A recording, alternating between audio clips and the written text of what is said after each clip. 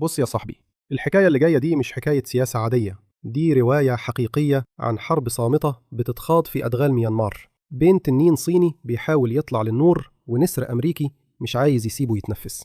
الموضوع بدأ لما الصين قالت كفاية حصار وقررت تقلب الترابيزة على العالم كله.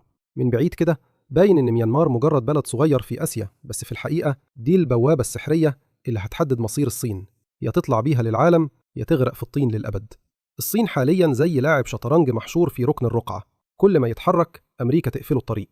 من الشرق عندها تايوان واليابان والفلبين، ومن الجنوب مضيق ملقا اللي أمريكا ماسكاه بإيدها.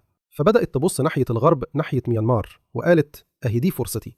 لو مسكت المواني هناك هتبقى عندها طريق مباشر للمحيط الهندي بعيد عن عيون أمريكا، وده معناه حرية تجارية ونفاذ لأسواق جديدة وسلاح اقتصادي محدش يقدر يوقفه.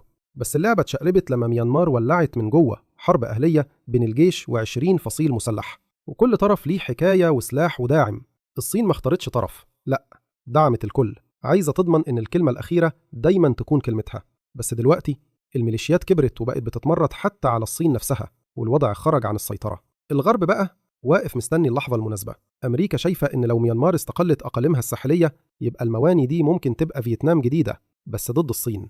يعني حرب بالوكالة جديدة بتتولد بس في تربة آسيوية مبلولة بالوحل والمعادن النادرة.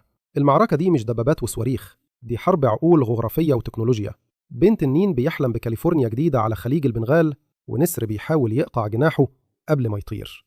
وديسمبر الجاي لما تبدأ الانتخابات هناك ممكن تكون الشرارة اللي تولع أول حرب بالوكالة بين الصين وأمريكا في 2025.